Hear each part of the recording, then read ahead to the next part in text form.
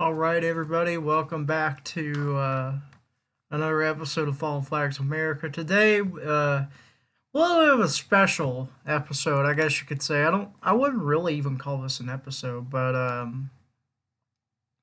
yeah, what we're doing today is that we are discussing some recent events that have happened. Now, the first topic that we're going to hit up is the preservation of NREX 4260, which, if you don't know, NREX 4260 is once it loads here, a former chassis system, former B&O GP30M locomotive that had been in storage at Mount Vernon for NRE for quite a while. And this locomotive is really cool because not only was it in storage at Mount Vernon for a while, but also, and I got this from one of my good friends on, oh crud, it escapes me right now where it was, but I got this information from one of my good friends. And apparently, this locomotive at some point served as a parts unit, but somehow got its 567 along with all of its other parts back in it. And if anyone has heard of the Save the Chessie movement, that movement was actually the same people who were trying to save this engine. It will be I think the only official GP30M that has been preserved, at least that I know of. But it's got its original RS3L. It has its original lights, original number boards. The ditch lights are the only thing that are not really original.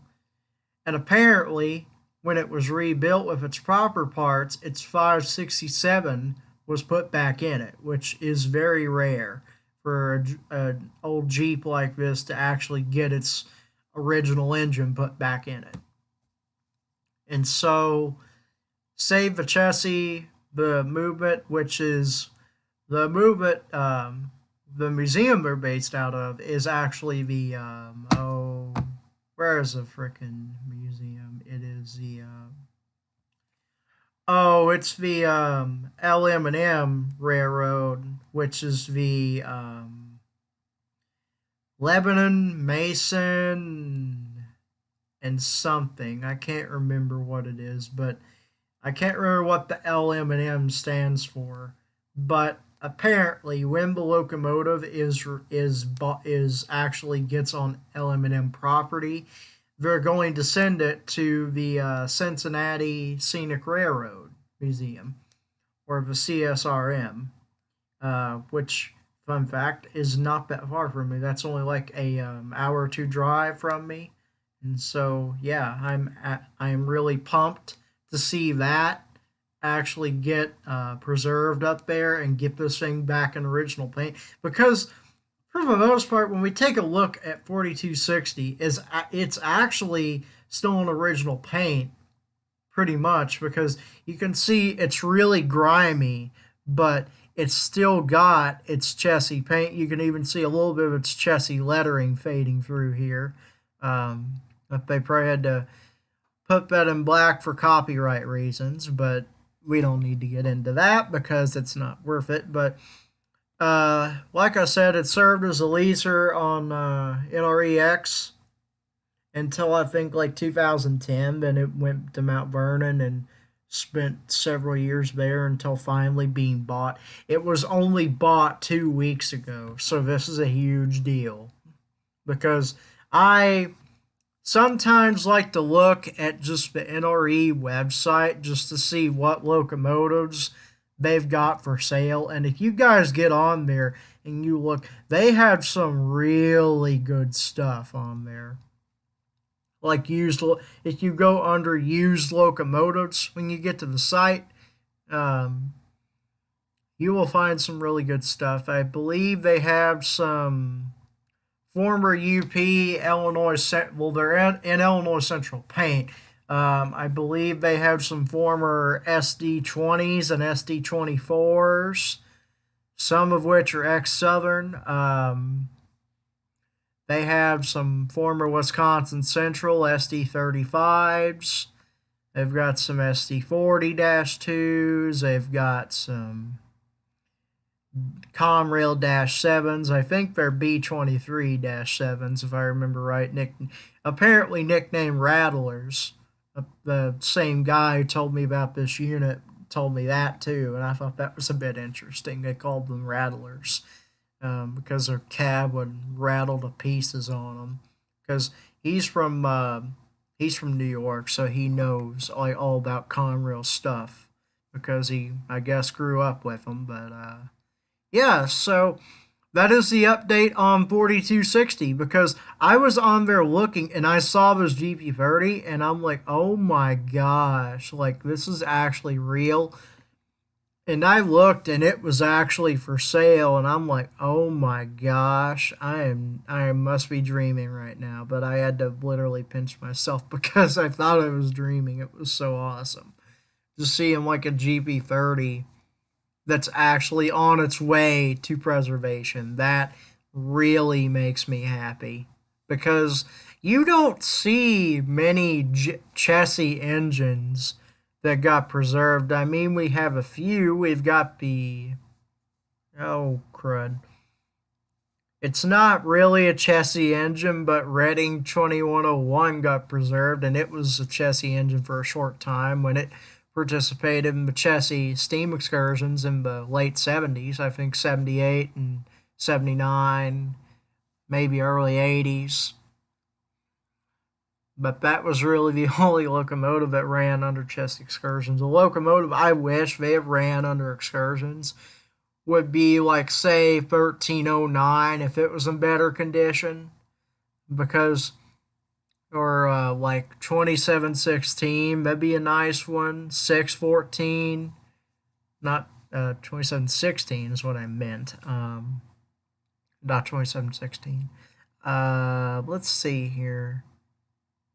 Oh, another thing I've got to tell you. So that's if you want to go check out the Save the Chassis because they still need donations, guys. They are $20,000. They have $3,000 already, but they need 20,000 to get it shipped over to Cincinnati. So if any of you are feeling generous and you'd like to help save the 4260, then be my guest. It was built as B&O 6955, I believe was its number.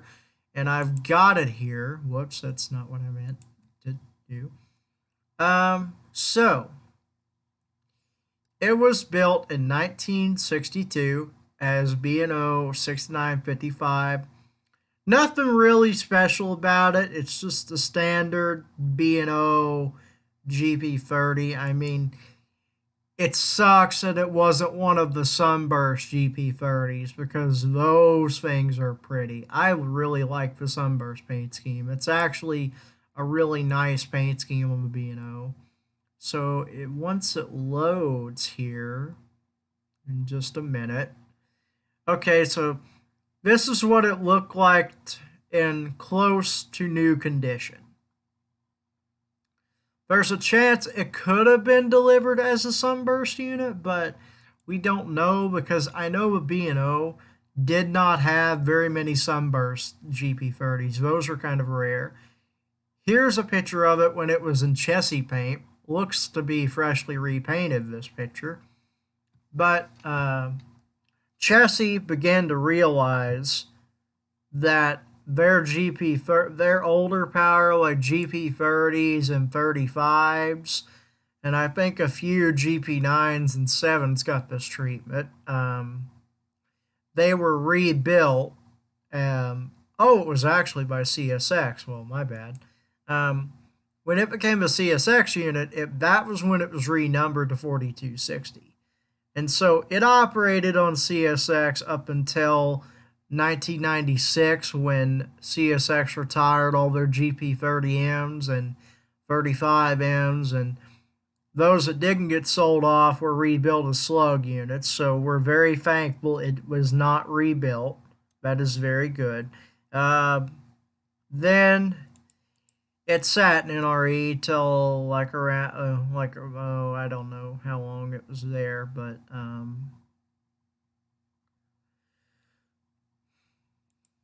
here's a picture of it in 2020 when it was still up a dev line. It's pretty much the same because you can see here they've got all kinds of good stuff in this yard. They've got some Canadian Pacific Power here. They've got, where is it? 5067, which is a former Union Pacific GP50. They even have a caboose sitting there in the yard. What else do they have here? BNSF 1301, which is a former Santa Fe Yellow Bonnet GP7U. They have, where is it? 9926. I'm trying to find it. That's a former UP SD40-2. At least I believe it is, but we'll just check to be sure. Oh, well, it is actually a former Mopac being built as Mopac 3237. It was renumbered twice on UP. It was renumbered first to 4237 and then to 9926 because Union Pacific had so many frickin' of the SD40-2s that it wasn't even funny. So they just sold a bunch of them off. Let's go back here. They've got some former leaser. I forget what leaser they were, but they were I think B39-8s, if I remember right. Whoa, that's not wanted. Okay. The EIR, let's see what that is. Oh, okay. So when it was first sold from CSX, it first went to the Eastern Idaho Railroad and operated there from 2000 to 2006 when they sold it to NRE. Okay, that makes more sense. So it's not really missing that much stuff. I mean, it's got, like here in the front, it's got missing number boards. Apparently, at some point, they put new number boards in it. I don't know why, but they did. Oh gosh, we have a lot of stuff in this picture. There's a 70M-2. I don't see that. Oh. Oh. Interesting. So this unit here, it's not the one I was looking at. Where's it at? Dang it, where is it? Now let me find it. Just hold on a second.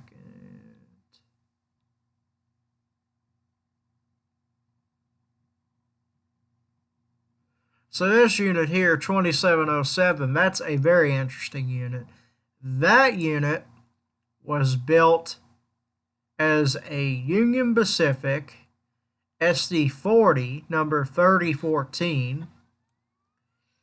It was then sold actually to SP because it was built in 1966. It was sold to SP and rebuilt as an SD40M-2.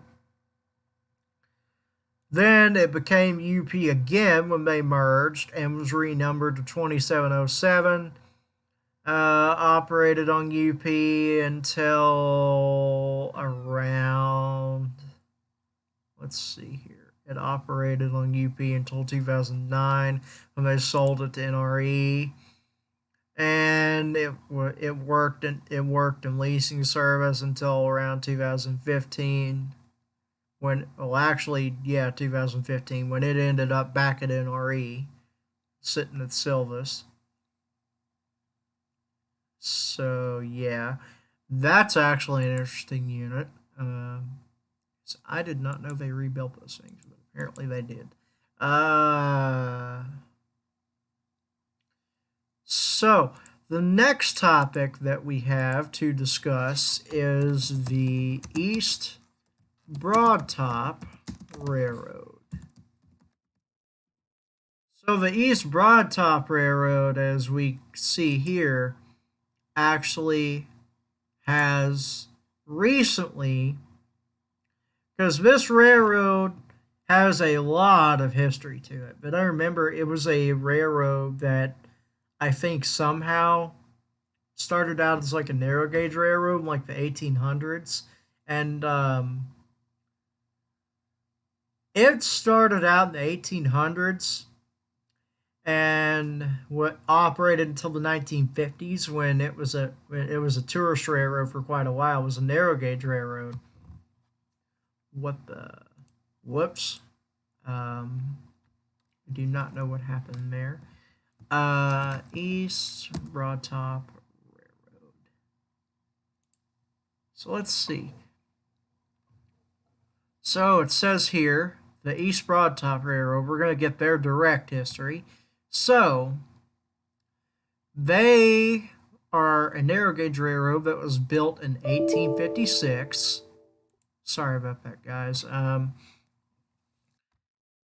1856, it receives a charter from the Pennsylvania legislature. 1872, after numerous delays, construction of a railroad begins at Mount Union. Shortly before, directors decide to save money by building a 3-foot long gauge line. This allows them to use sharper curves, lighter bridges, and smaller rail than would be the case with standard gauge, but this means the EBT cannot interchange cars with other railroads. 1873, construction reaches Rock Hill Furnace and passenger service begins. 1874, rails reach what becomes the coal mining town of Robertsdale on Broadtop Mountain. The mountain's fouled stems of semi-bituminous coal will eventually be riddled with tunnels stretching far from the intentional mine entrance behind the Robertsdale station. 1876, production begins in Rock Hill in the new Rock Hill iron furnace, unlike other earlier furnaces in the area, which produced around 800 tons a year. The new furnace is capable of 28,000 tons a year. Okay, so this is from 1900 to 1956.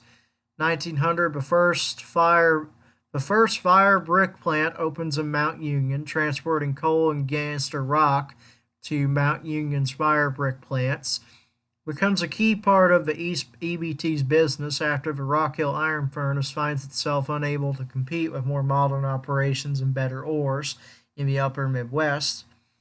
1903, Robert Siebert becomes the EBT's president and begins a major modernization campaign that will eventually encompass track, bridges, locomotives, rolling stock, and repair facilities. The EBT as we know it today is largely a product of Siebert's policies and plans. 1906, the current EBT station is built in Rock Hill Furnace to avoid confusion with another destination called Rock Hill. The station is eventually named Obastana after the larger town on the other side of the Blacklog Creek. The station receives its current platform canopy in 1909. 1911, the EBT receives locomotives No. 12, the first of what would be six engines with the 282 Mikado wheel arrangement. The newest, No. 18, was delivered in 1920.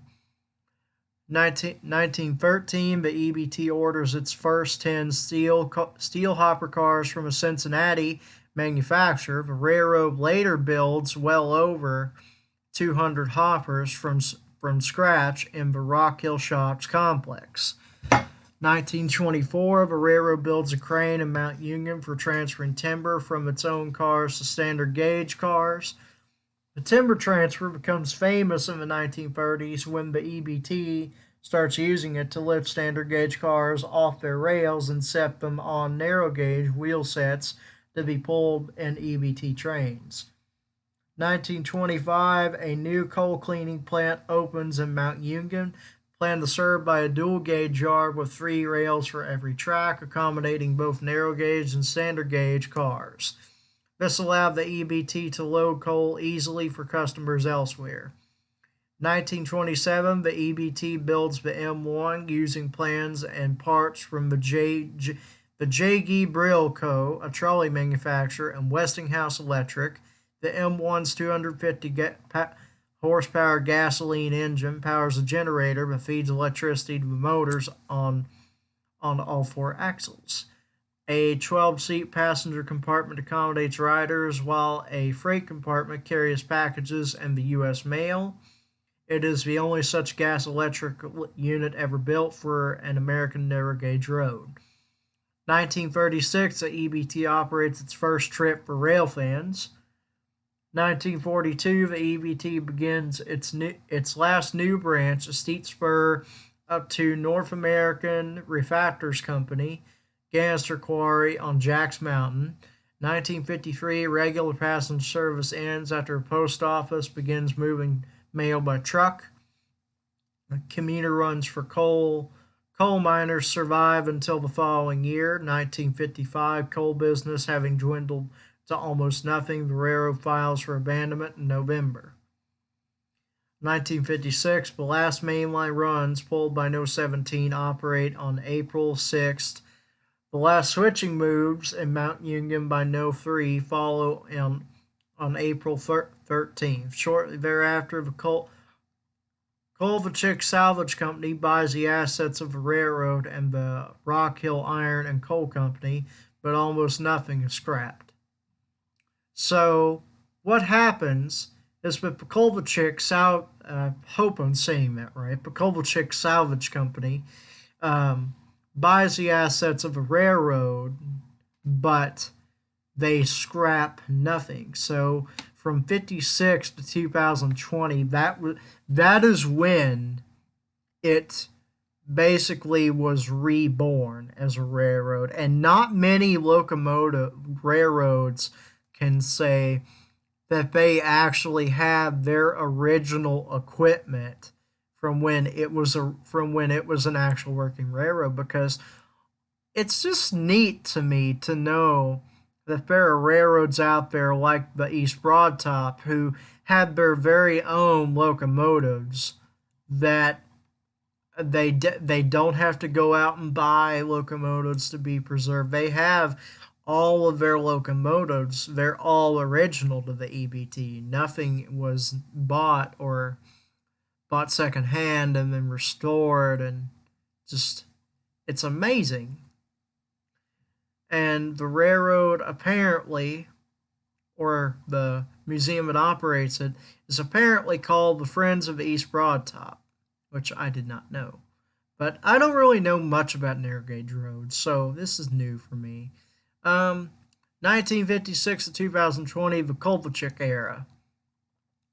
It's 1960 as Orbison and Rock Hill Furnace approach their bicentennial celebration. Representatives of the planning committee asked Nick Kovalchik if he will put an EBT locomotive on display for the event. He offers to run trains instead. On August 13, 1960, the railroad reopens with trains pulled in one direction by No. 12, nicknamed Millie after Nick's daughter, and in the other by No. 15. The line isn't an immediate hit. 1961, the EBT builds a Y to turn trains as well as picnic facilities at the site of the former spur track, serving an old clay pit. 1963, the Rock Hill Trolley Museum opens and begins laying standard gauge track on the EBT's former Shade Gap branch. 1971, abandonment is formally rescinded. 1982, Friends of the East Broad Top is organized intentionally for model railroaders. 1986, the EBT leases for Robertsdale Station and buys the neighboring old post office. 2002, the Friends of East Broad Top volunteers begin the first of many restoration projects in Rock Hill, the section shed at the south end of the yard. 2011, at the end of a busy season following both Thomas the Tank Engine and the Polar Express, but East Broad Top's final train of the year operates on December 23rd. The railroad then closes, although Friends of East Broad Top volunteers continue stabilization and restoration projects, and occasional public tours are offered. 2020, the East Broad Top Foundation purchased the railroad from the Colchevics. Okay, so the East Broad Top is really just it's a new railroad that oh wow, it's in Pennsylvania. I did not know that. Well, it's a fairly new railroad on terms of being in the preservation scene because it's not really all that well known. I do believe that they are restoring some of their locomotives. Let me look up their roster. Steam locomotives. But all of their steam locomotives are original to the railroad, and I find that very cool. Like, for example, let's see here. I forget which locomotive it was. I believe it was 16 that they were working on because I was listening to the GT Railfan Productions podcast here recently, and he discussed the East Broad Top more in depth than I'm going to do, but we'll just cover the locomotives one by one. We'll start with number 12, which is the oldest of the railroad. Number 12 was the first and smallest Mikado to enter the East Broad Top's roster. Millie, as she was later named in 1960 by owner Nick Kolchevic after his daughter, was built by the Baldwin Locomotive Works of Philadelphia and was capable of hauling 15 loaded hoppers from the coal mines. Number 12 sets the standard for the rest of the mainline locomotives to come. It last operated in October of 2000, although I have heard that it might be getting restored, although I don't know. Number 14. Number 14 was built in 1912 by the Baldwin Locomotive Works. 14 is the second narrow gauge engine of her class, but much heavier and more powerful than number 12.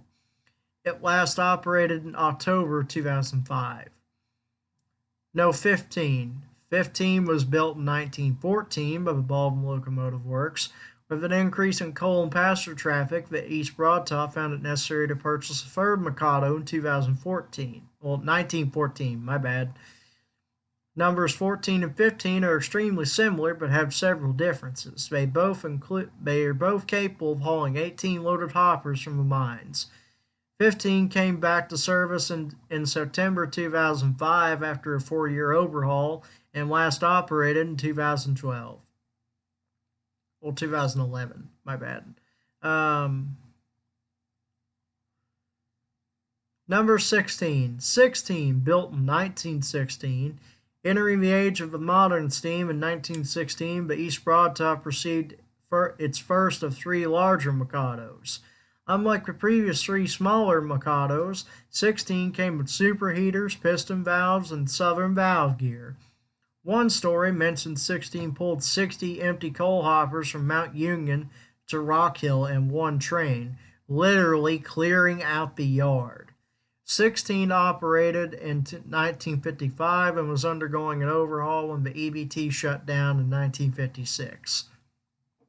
So I believe this locomotive, its overhaul is being completed finally. So it was basically in parts, and so it was much easier for them to get the overhaul underway with it being already taken apart. Number 17. 17 was built in 1918 by the Baldwin Locomotive Works. It was the second largest Mikado in the East Broad Top when it arrived on the property in 1918. This was the only heavy Mikado of the 3 to be restored for tourist service after 1960. 16, 17, and 18 were able to handle a 22 loaded hopper cars from the mines. 17 last operated in October of 2001. And lastly, 18. 18 was built in 1920 by the Baldwin Locomotive Works.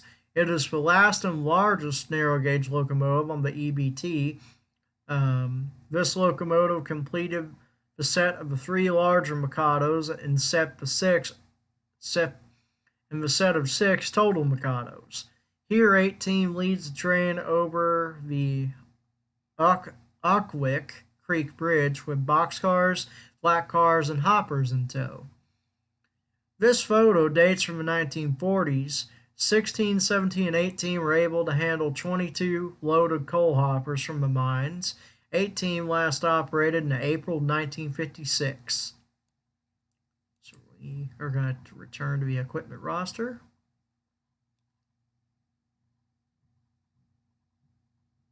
But the East Broad Top is just really special because it's its own railroad. Like, it's not like many other museums that you visit where they just have like an operation going. They've got some equipment sitting around that's prettied up for people to look at. And it's just like they have almost all of their equipment operational.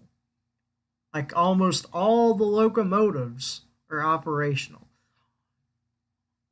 And those that they haven't decided to get back up and running, well, they're probably not going to run again, sadly. But they do have some diesels. They have what appears to be they only have three diesels. I'm surprised of this.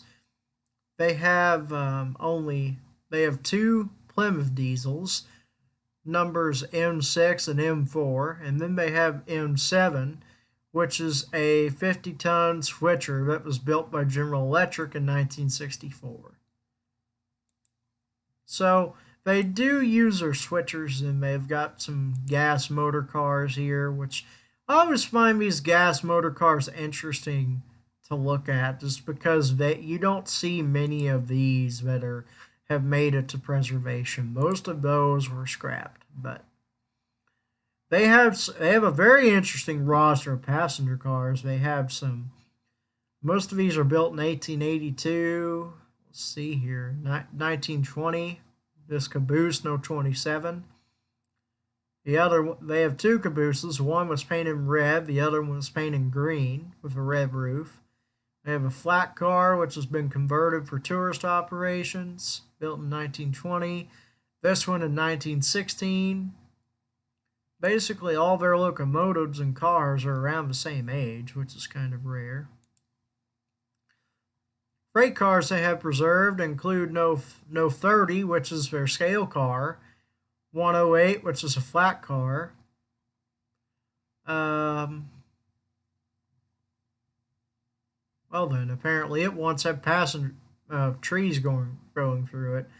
They have tank car No 116, which is basically on the bed of a flat car.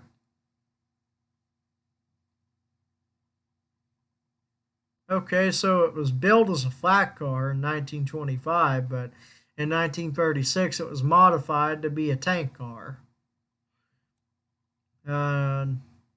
Box cars are built in 1913 and 20, respectively. A side dump hopper, some 3-bay hoppers that were built in 1913, a 4-bay hopper, which was built in 1928. It's probably one of the newest cars that they have. And then train cars. They have a hand car that is called Buddha. They have another car that is called Spider. Big Jim. This Fairbanks Fairmont Railways motor. The Flying Devil. Casey Jones, I like that name. The Silver Sightseer, the Ice Cube, Little Phil, Hand Car. It's just, they have so much cool stuff. And this is a railroad that I'd love to go see in operation because I have watched a lot of railroads on Facebook, and there's just so many that are good. Let's see. What else have I got to cover? I'm trying to think. Oh, crap. What was it? I'm trying to remember. Bear with me, guys. Oh, I do have something to tell you. Some other good news. An update on the Trans Kentucky Industries Railroad, also known as TTI. So I heard talk from my buddy Trail Time Rail Media. He calls himself Braden. I believe that's his name. Um, I heard some talk on his page recently to where he was talking about that the TTI has recently been bought by I think an investor or somebody, but it was recently rebought by somebody, and so that would be really cool if like somebody actually buys it and then restores the railroad, because really the TTI is in good condition. The only problem, let me get on Google Maps here. Just hold on. TTI Railroad. Let's see here.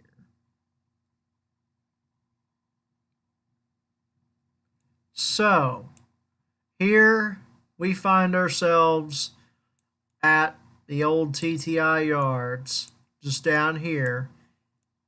Yeah, it's about the same as I remember it. There's not that much has changed here, because it's still got the old images. But really, if we go down this way, down toward Maysville, we follow the line. It's in pretty good condition, all things considered, for an old line of its age. So if we follow it down this way, the line that I'm aware of was good until they had a washout on the line, and it was somewhere near Maysville at the other end of the line. That's why they abandoned the line, because of that washout. That's what made them abandon it, because CSX at the time, which was still under PSR RAF quite heavily due to the Hunter E. Harrison, which I have a few things to say on him, as well as his dumb policies that he introduced. He just made CSX say, well, you know what? We don't want to fix this issue with this railroad that we manage. And so we've decided to abandon the TTI and sell its assets. And thankfully, they did preserve the one U23B, which they had. What is a U20 had? As an XCB and Q number 260. It got preserved up at the Illinois Railway Museum, which I am very thankful for, because that makes it the only TTI engine in preservation. So it is quite special to me. But okay, so now we're going through here, and it's getting kind of hard to see it. But somewhere down here, they had a big old washout on the track. I'm trying to find it, because from what they said, it was pretty bad on how bad it was, where the washout went. So now we have made it up to what I believe. Oh, this is. Wait a minute. This is Winchester. I'm on the wrong line, damn it. Oh,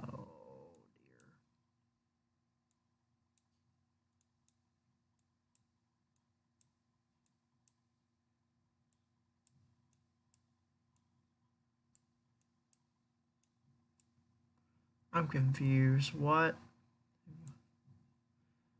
What the heck? Oh my gosh. I am such an idiot. That. Okay, there we go.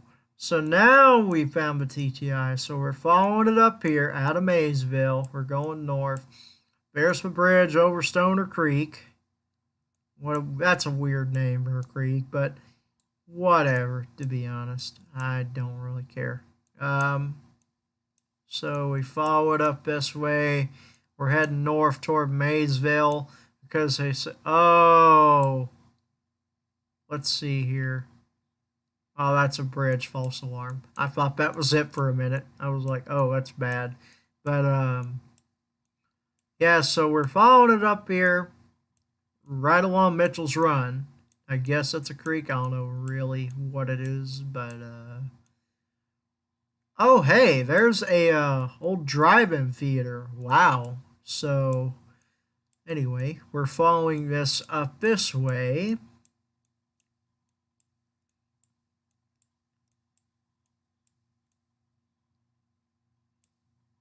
There's a pair of stockyard, which I did not know that that actually runs right by it. So they got a big old line of coal cars up here in storage. Oh, good line of them. Um, I'm trying to find this washout because if it actually made them close the railroad, it must have been pretty bad.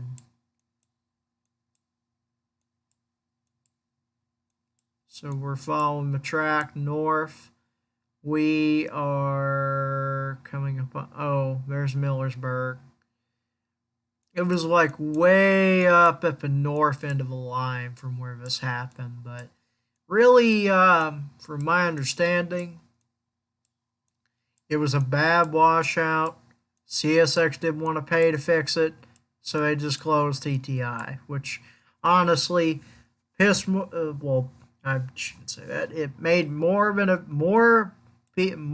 just a few people mad. I was among them that was mad because when I found out TTI was abandoned, I was like, oh man, I really wanted to get out and document them, but they have been closed since 2017, and their assets are still down there. They still have a few Dash Sevens that are in the yard. So if you want to get some pictures, and I suggest you do it legally by asking for permission, because where they're sitting, they're kind of set on railroad property.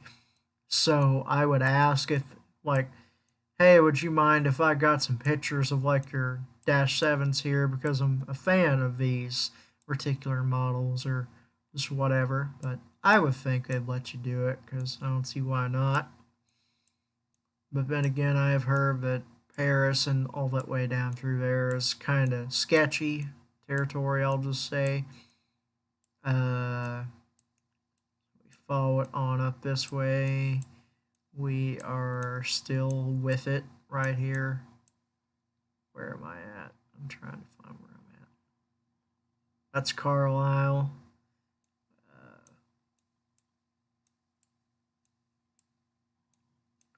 Oh, that's funny. It runs right behind the dollar store. That's funny. So we follow it on up here. We're still with it. Oh, that's interesting. Well, now I know where that picture was taken at.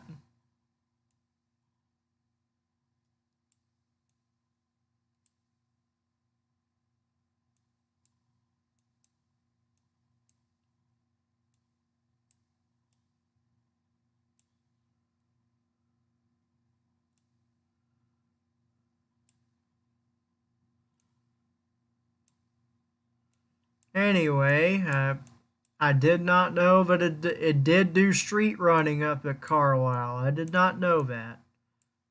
I'm trying to find the main line. Or maybe, let's see here. That That's confusing. But anyway,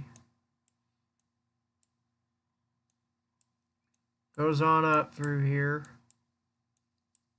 I didn't know it goes through Carlisle. I guess I will have to do some looking around on that later this summer. I may have just found an abandoned track. This is really interesting. I can see.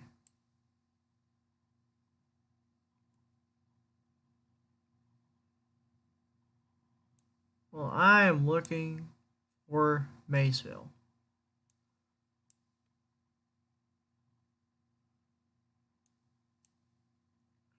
Let's get up around Maysville, see if I can't find it. Now, I know it sits right on the river, or at least it allegedly does. Okay, okay. Here it is. Let's go back up this way. We might find it. I know a guy that lives up there. His name is Walker.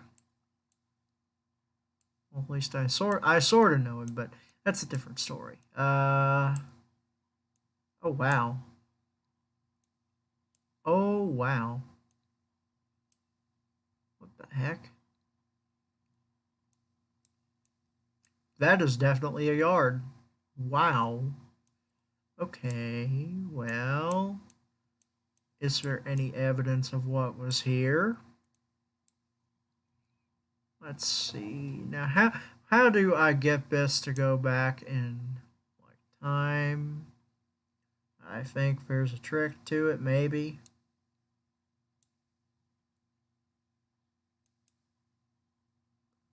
But no.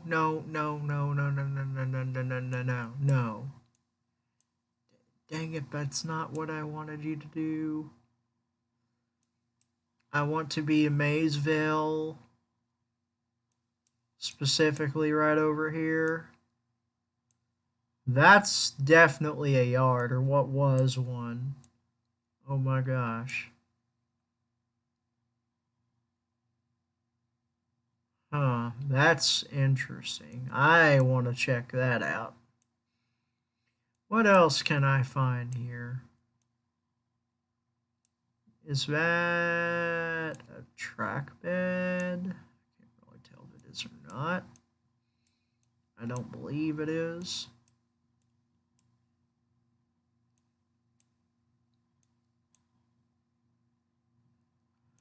Well, that's not what I'm looking for, but behold, everybody, this is the only. Oh, well then. Behold, everybody, this is the only passenger railroad station in Kentucky, Maysville. Let's see if I can get our little person out here. We can go have a look at this. Alright, so there's the station. Still sporting the Amtrak Phase 1 logo, which is quite amazing. I want to go that way. Can I go that way? Please? Please. Reeve. That's not what I wanted to do. I go over here, and I go there.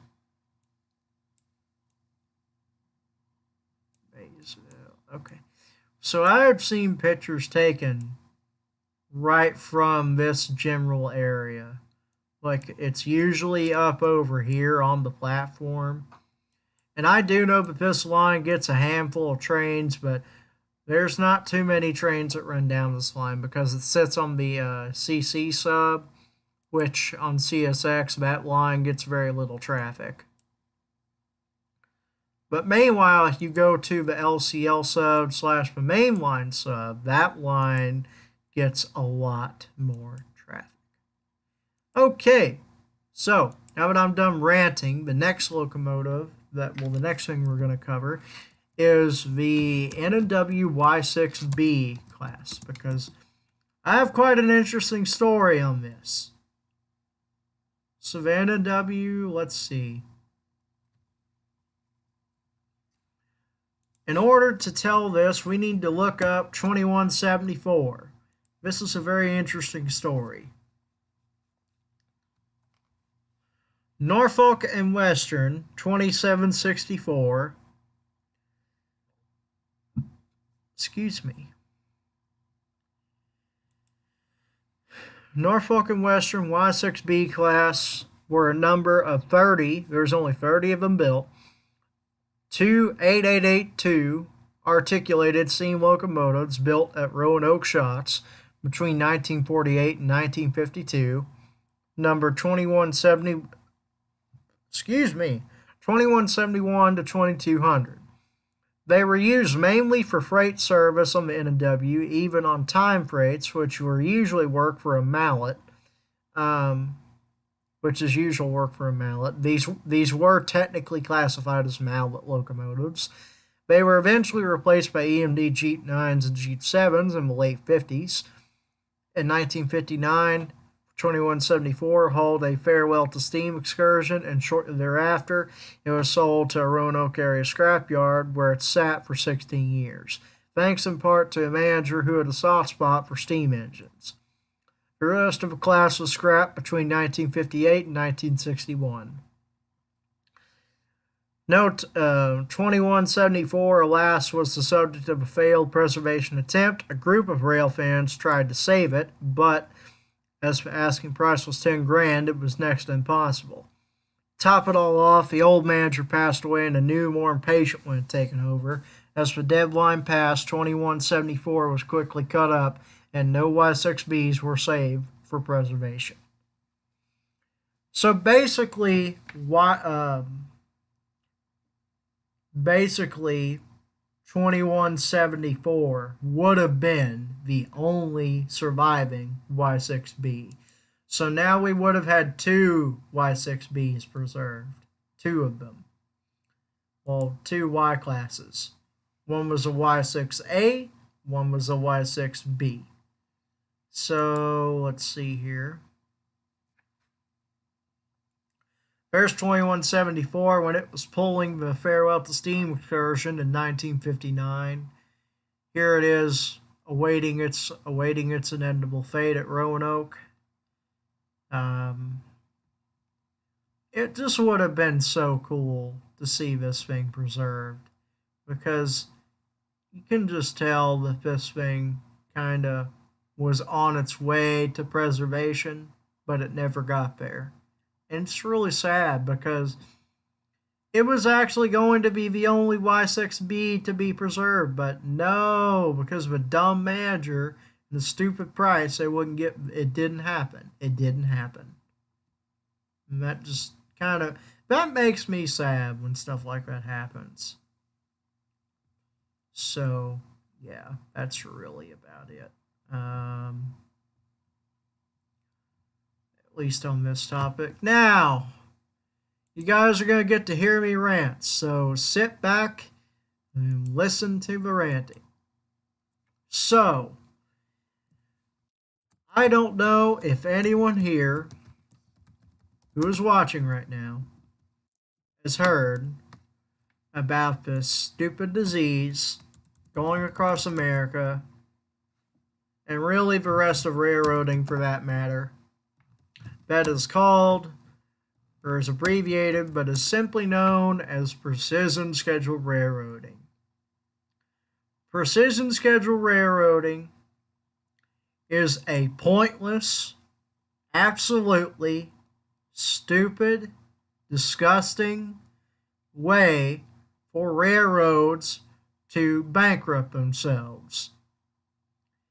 And it makes me very, very, very, very angry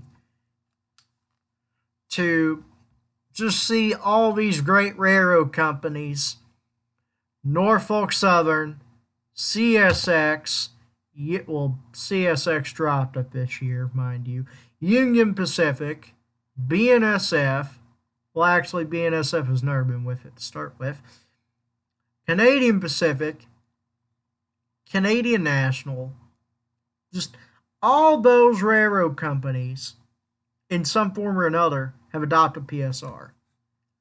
And what I mean by that is if you guys go back and look at my older videos, I know they're cringy, and I know they're not the best quality, and I know I didn't really shoot good camera angles back then, but to be honest, I was just a guy who didn't really know what he was doing, trying to hopefully draw a crowd.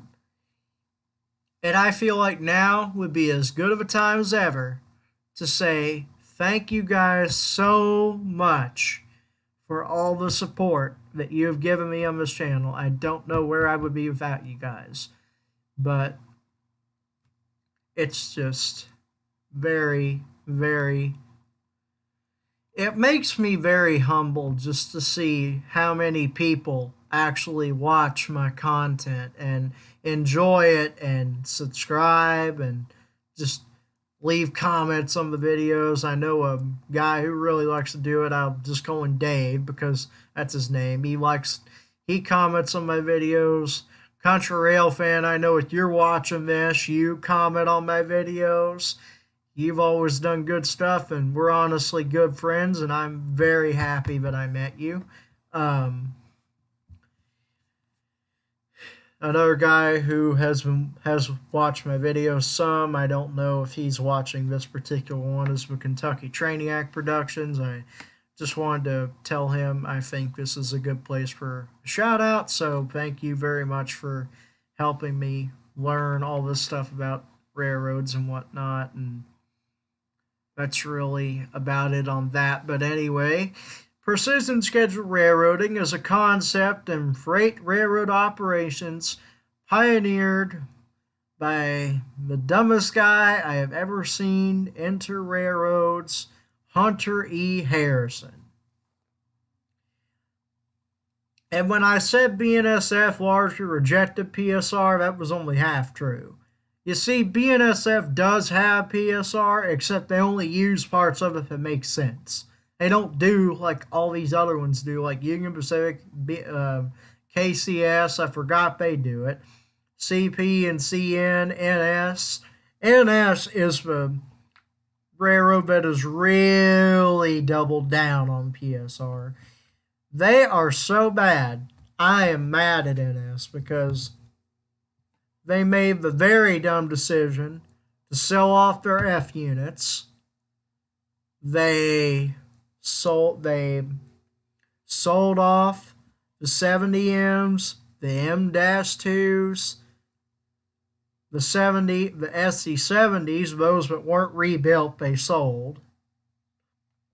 And now they're selling some of their SD-70 ACUs, which are the 90 Mac rebuilds. I don't understand why they're selling those things. They are practically 5 to 6 years young on NS.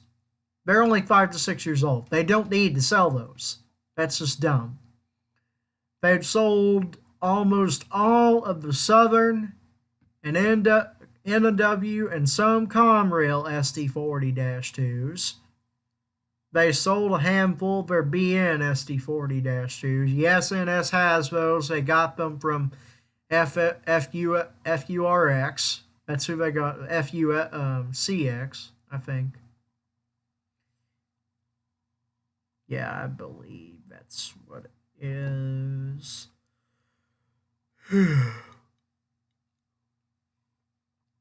But they just got... They sold a bunch of stuff they didn't need to sell. The 60Ms and Is, they went. The 60s, they went. But were actually all those, I take that back. They rebuilt those as 60Es. Which, I'll be honest, the 60Es aren't that bad of a locomotive. I've actually grown to like them. Probably my favorite locomotive on NS is the SD40Es, which are the SD50 rebuilds. Those things are nice. I caught one of those, and I was lucky enough to catch one in local service last year on T19, and that was really nice. I was Like, yes, it's a 40E. I really like them. Then there was another time I actually caught an SD40-2 on a local, and I looked it up, and it turned out it was the Southern. It was the Southern SD40-2. So it was basically in home territory, but yeah. Um, so it was pioneered by Hunter Harrison. It shifts the focus from older practices as unit trains, hub and spoke operations, and individual car switching in hump yards to emphasize point to point freight car movements on simplified routing networks. PSR is one of the stupidest things I've ever witnessed as a railroader and a rail fan. And I say railroader because I look at this from a researching perspective. At NS right now, because of PSR, it has made them the lowest performing company in America on railroads. They're the lowest performing because they're losing money every day. They're losing money because of this. It's not helping them get any money, it's losing them money. And the reason PSR was produced to begin with, forget all this stuff. PSR, the only reason it was produced is because they wanted to make more money for the people on Wall Street. And so they did that by introducing PSR, which is this dumb thing to where it's this dumb way for them to get more money. And it's just so dumb because they don't need to do that. Oh, and a quick shout out while I'm thinking about people.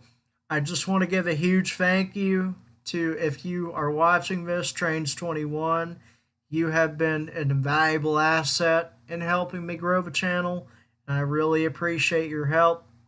You have been a very good role model, and I just love your videos because you do them in such an amazing way and just a very informative fashion, and it just reminds me a lot of myself on how I do my videos. But like I said, thank you very much for helping me grow this channel like you have. I don't know where I would be without you. I really don't. But anyway, it is just so dumb of Norfolk Southern. They sold all of the Dash 8s.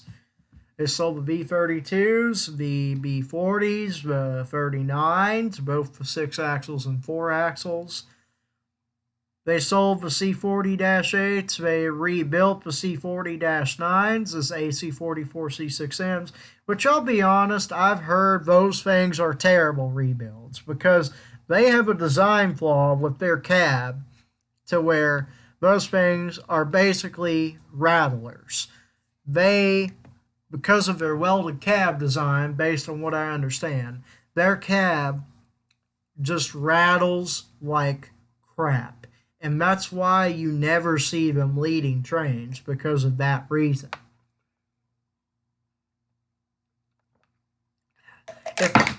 Well then, I did not mean to do that.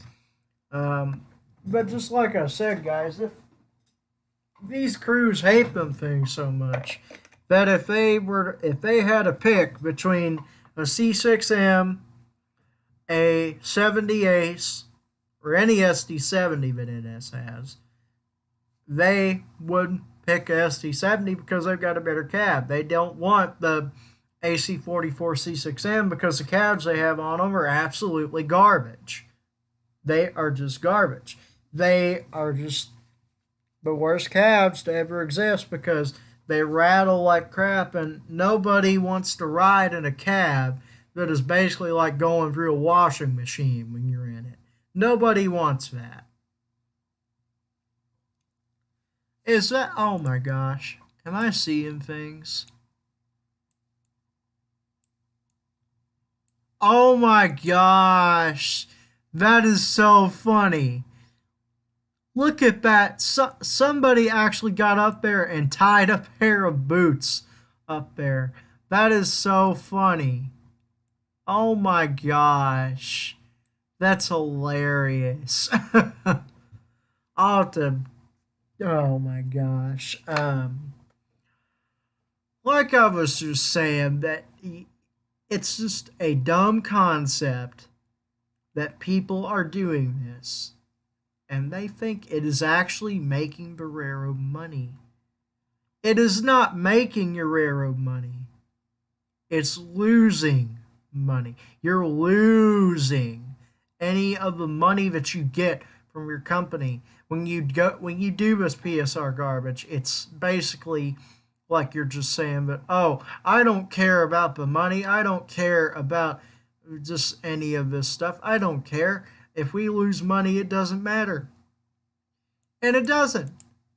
The PSR, their only objective is to give more money to the people on Wall Street. They don't care about their own workers, and it's sad, but it's a reality. It's a very sad reality. What the crap? There's a pair. That's just confusing. Okay, then I don't know why that happened. Um, but just like I said, guys, it's very sad that how NS is choosing to throw around their assets like that. But let's be real. NS is a company that's going to act in their own self interest. They're going to do what they want to do, and no one's going to stop them. And it's sad, I know. And it hurts. It hurts rail fans like me who remember seeing locomotives just like these. Like, I remember when me and Trainiac, whenever we'd get together and we'd go out like on weekends, we'd see these things all the time. I actually got tired of seeing these things. And now I look back and I'm just like, I saw Dash 8s like almost every day. I did not see all these numbers here that are listed, like 8324, never saw that one. 8332, never saw that one. 8359, didn't see that one. Now there's one I did see, that is 8344, I think. 8401, never saw that one. Now that's a locomotive that I wish I could have seen, but never did. So you may be asking yourselves, now Trent, what, not L&M Productions, what exactly is this ugly locomotive? Well, I'm about to tell you. So this locomotive that you're looking at here is what Norfolk Southern calls a C40-8.5W. And what they've done here is they've essentially took a C39- well, that's actually a C40-8, and slapped a North American safety cab on it, which, fun fact, is the same cab you see on the SD60Es, and as well as the Santa Fe GP60Ms, and done a little bit of twerking to the electronics on it, and now it's a rebuilt Dash 8. So these things never did really get around the system all that much because they had planned to rebuild, I think, all of the C40s like this. But they only got 16 of them were rebuilt. And from what I understand, they performed terribly in service. They were abysmal for Norfolk Southern, a absolute abysmal. And I wish, I really do, I wish I could have been there when Trainiac and BMI Rail Corp were down there in Danville, and they saw a freight train. I think it was 172 or 174, if I remember right, when Trainiac told me that these were going southbound on that train, probably for scrapping elsewhere or storage, or I don't know. But when NS closed Roanoke, which is where all these things were sitting, they moved those, and I believe a few of them. I don't know if there any Dash 8.5s are there, but I do know that a few of those are sitting over at Russell, Kentucky. in the scrapyard there. Now I don't know if it's NRE that owns it or who it is, but they do have a scrapyard over there that these things are just sitting in that are just really their spark units and they're awaiting their fate.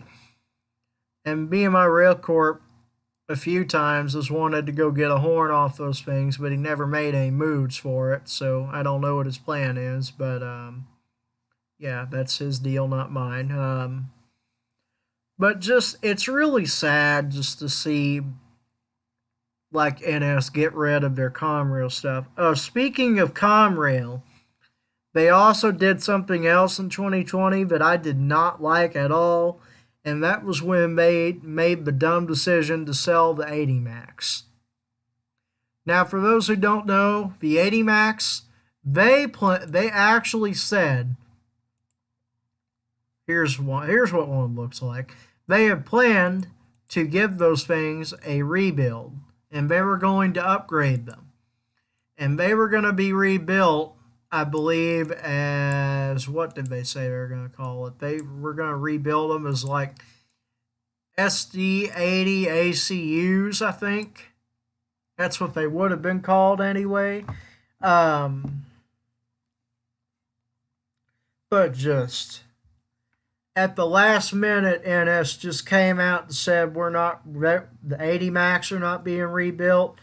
And not long after that, they said we're selling the 80 Max, and I'm like, oh no, because I really like the 80 Max. The 80 Max were truly the last Max on Norfolk Southern. They were the last Max, and I was mad to see those things go. I'm like, first they sell the FU because in January or February of 2019, or it may have.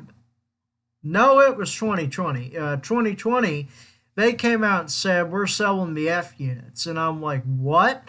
And then Trainiac calls me up and he's like, hey, they're selling the F units. And I'm like, what? Why did this happen? And they said PSR. And I'm like, oh no. And I just, the F units are really unique. It's just like, why would you want to sell them? That makes no sense. But when you look at an S or a railroad that just manages themselves so poorly, it's funny. It's funny. But it is just very sad to see how poorly they've ran their company. I do not like it.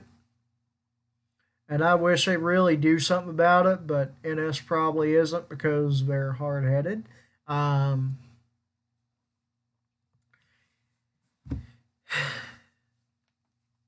But basically, PSR is a bad concept.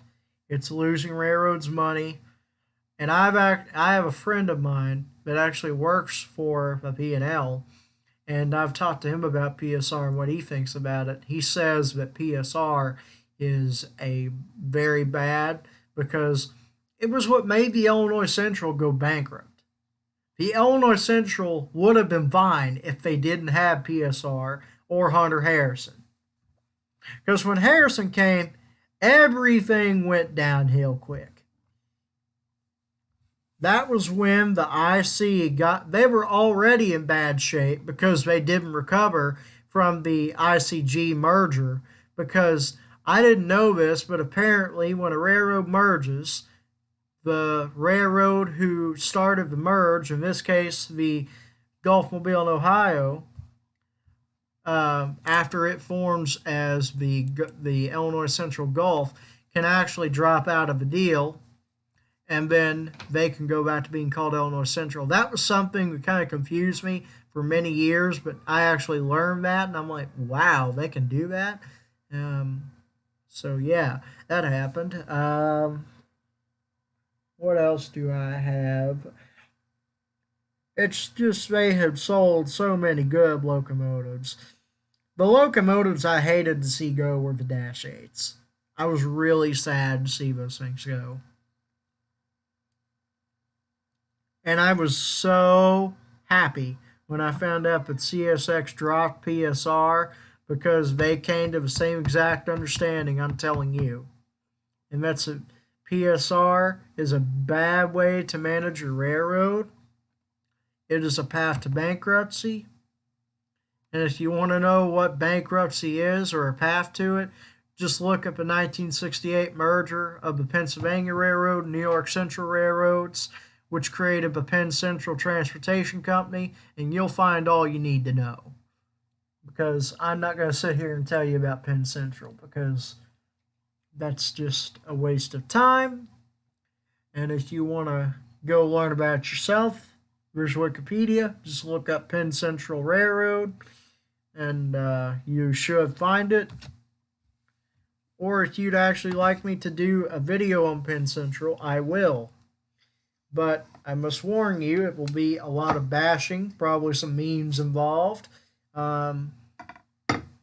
Like I'll just show you a meme like you would see on Penn Central. Let me go find it. Go to my mess folder.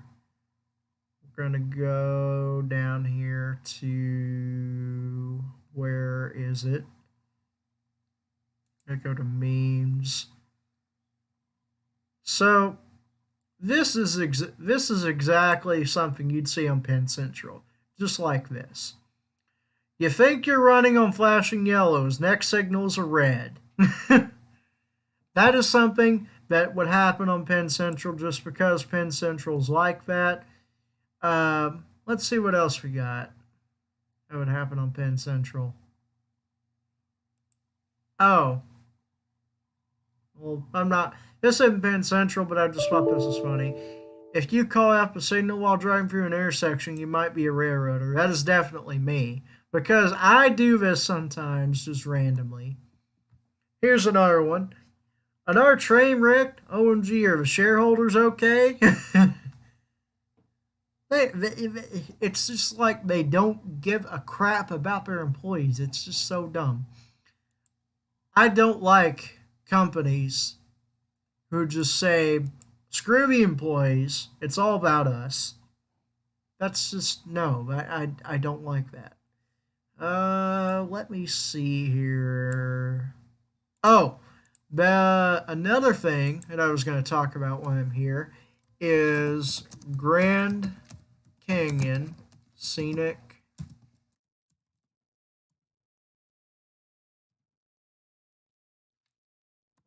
Actually, Grand Canyon Railroad roster.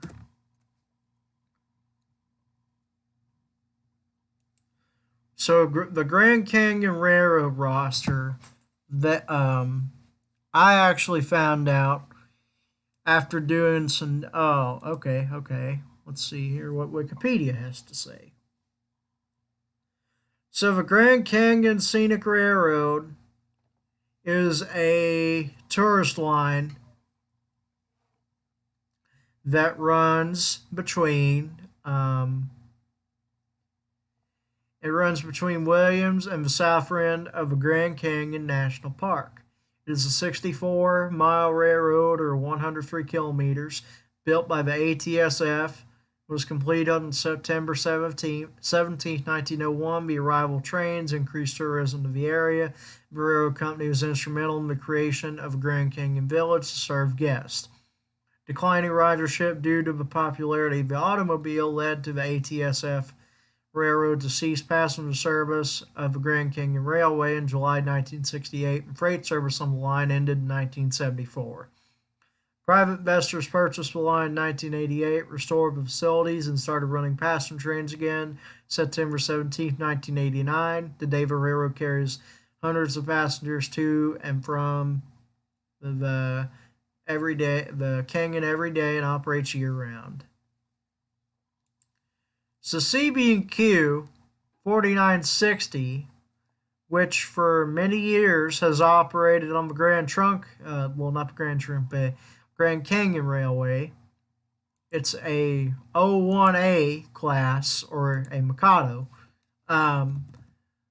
The Grand Canyon Railway actually donated that engine recently, I believe.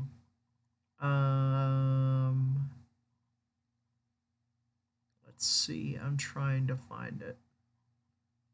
Stories.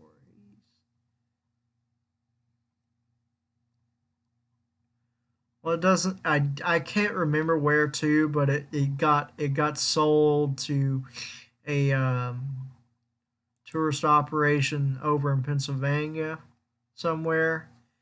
But it is the sole survivor of the CB&Q Steam program. And yes, the CB&Q actually had a Steam program. And they operated, let me look it up here. CB&Q Steam program.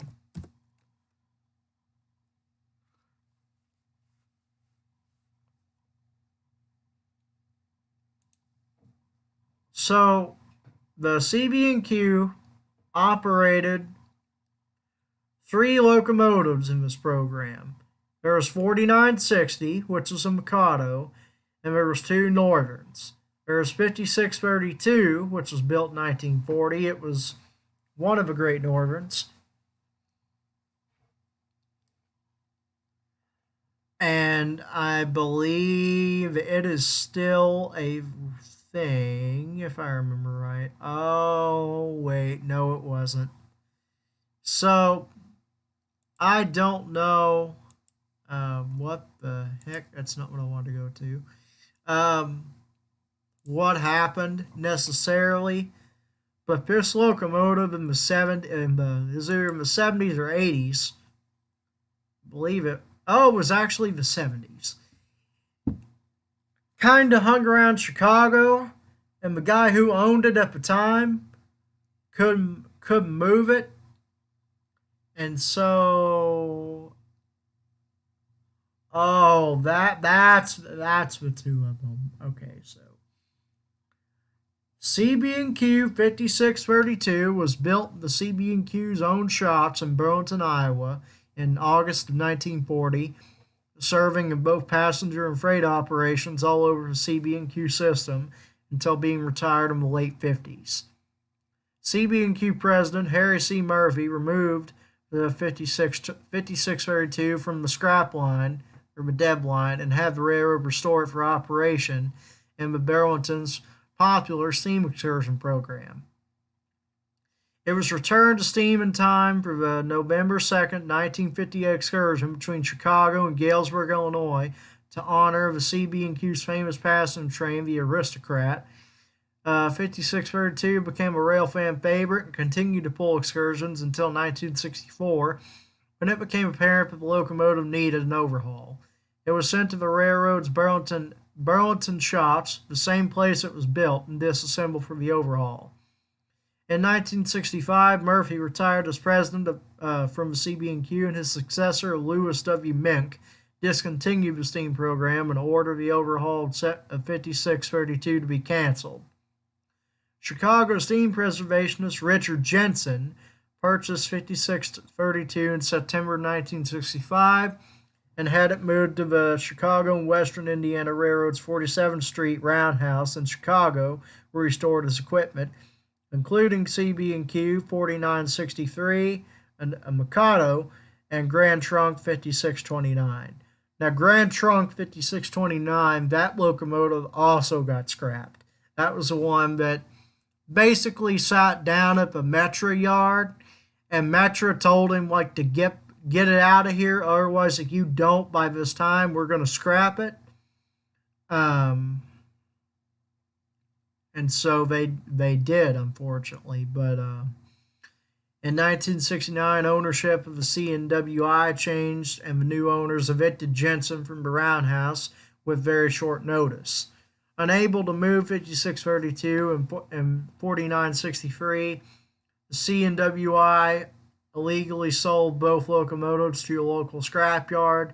During the move to the scrapyard, 5632 derailed on a switch. Not wanting to spend more time and money to rail it, the scrapyard cut it up on spot. 4963 successfully made it into the scrapyard and was thankfully later traded to the Illinois Railway Museum in Union, Illinois, where it remains today. So 5632 was actually the same locomotive that was painted in all gold. And if you don't know what I mean, I'll just show you a picture of it because it looked amazing. 5632 gold. So this is what it looked. This is as close to the factory as what it would have looked like. Here's what it looked like when it was prettied up. Quite a difference. From wheel to cab, it was painted in all gold. And that is just like wow to me that actually happened. It was painted in all gold, and I'm like, wow, that's pretty. It actually looks good in that paint scheme, although I think it looks better in black. That's my personal opinion, though. It's just sad, though, that how that went because basically management changed real quick. Jensen didn't have time to get his locomotive out of there. And they basically took it to Chicago. They took it down there to frickin' the Metro Yard. And it stayed in storage down there. And I think they told him, they said, look, if you don't get this thing out. Oh, wait, that was a Grand Trunk and Western engine. They said that if you don't get this thing out of here by a certain time, then we will cut it up on spot.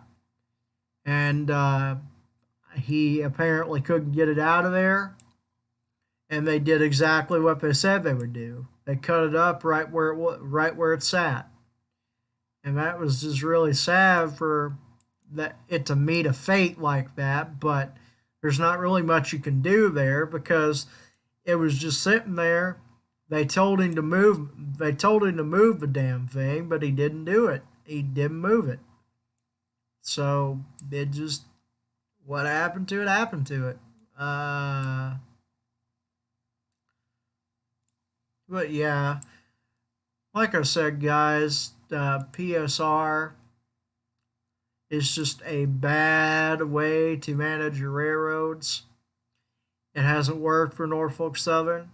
It isn't going to work for Norfolk Southern. It's only going to make them look more dumb than they already am. So that's really about all I have to say on that. Thank you guys for stopping in and watching the live stream here. I really appreciate it. I'll probably have an episode of Tractor Talk later this week. I may do that once I get done with this live stream. And again, guys, I am so sorry for how the last episode was. The reason that turned out that way is because I had already made the Fallen Flags of America video and I was exhausted on that day. So I just threw like a 6-minute clip together because I didn't really know what to cover and I kind of freaked out.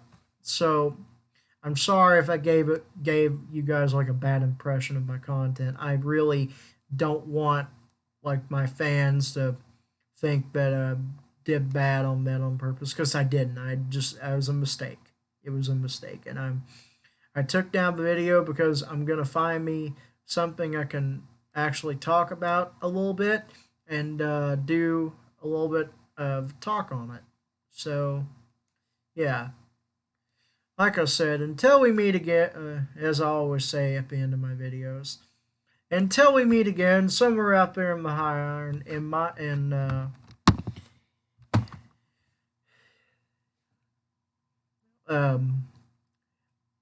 let me try that again. I somehow messed up the intro. Until we meet again somewhere out there in the high iron, this is the L&M Productions out. And wishing you that if you are out rail fanning in this cold winter storm, you stay warm, don't get too far away from your vehicle, and just don't get in any snowdrifts because it's pretty bad right now. Although thankfully this storm is supposed to let up, I think after Sunday, so things will be back to normal. But this will be probably the biggest snowstorm that I among you guys will probably remember in your lives. But thank you all for watching, and I'll catch you guys in the next one. This is L&M Productions, Out.